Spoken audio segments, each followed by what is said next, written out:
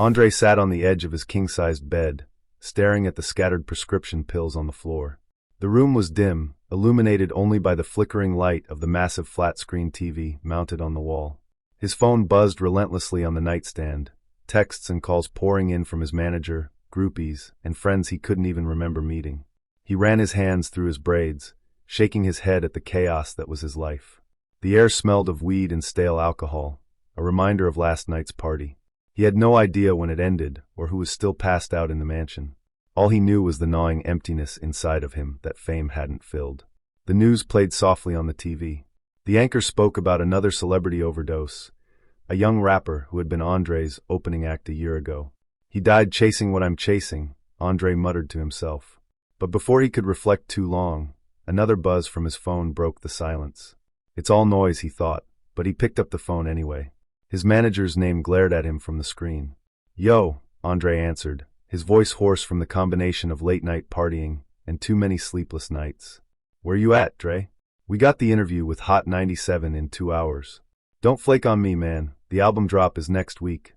Andre blinked, trying to remember what day it was. "I'm at the crib. I'll get there." "You better. Everyone's watching.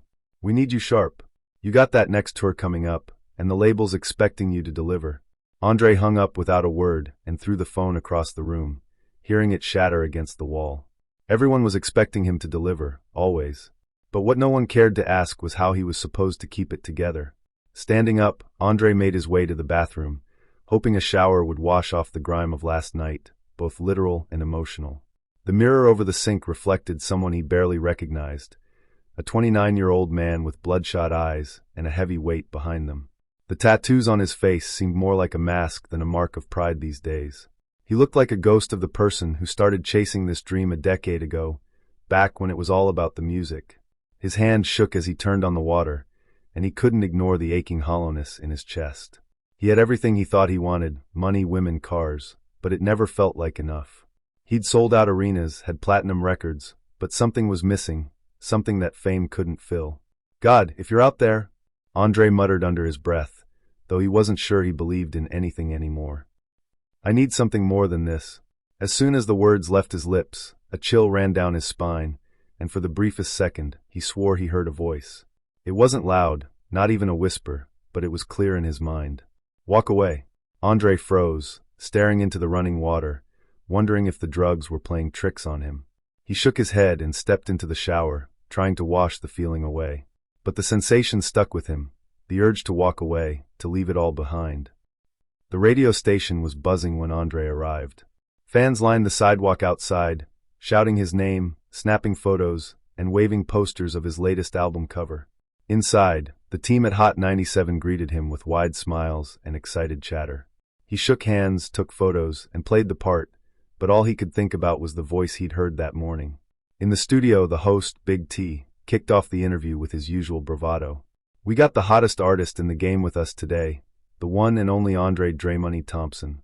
Bro, the album's about to drop. You got the streets on fire. How you feeling?"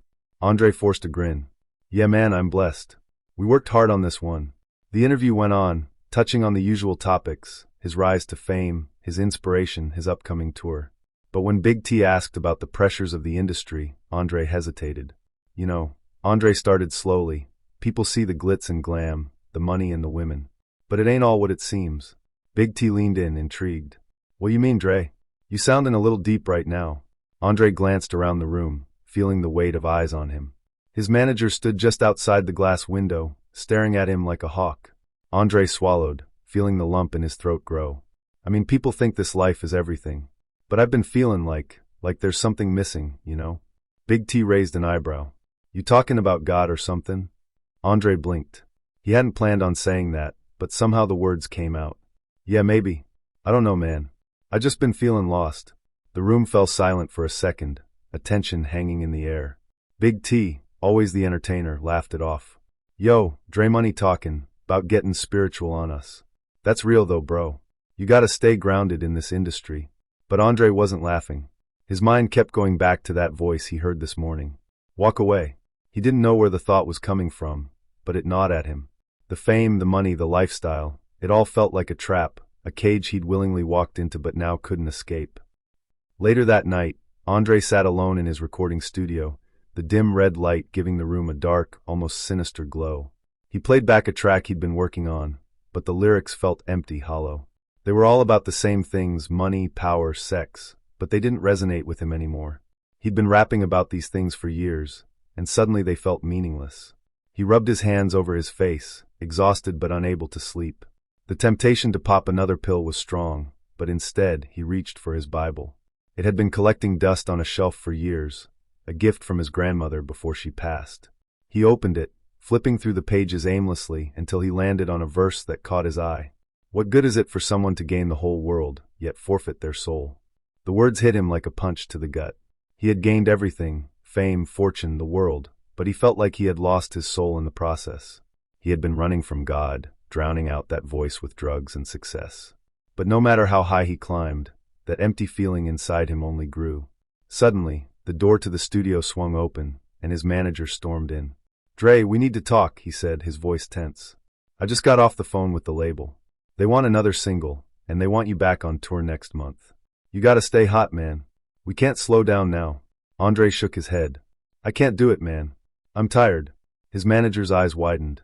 "What you mean you're tired? This is the life, Dre. You living every man's dream. You can't just stop." Andre stood up, feeling something shift inside him. "That's the thing. It ain't my dream anymore. I've been running on empty for too long. I need to find something real." His manager scoffed. "What? You gonna start preaching now? Give up all this? For what?" Andre stared him down, his heart pounding. "For my soul."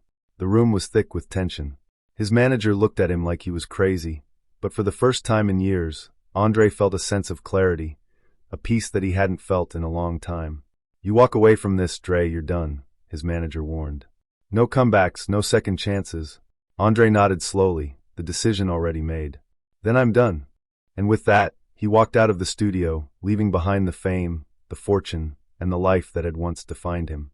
He didn't know where he was going, but for the first time in years, he felt like he was headed in the right direction.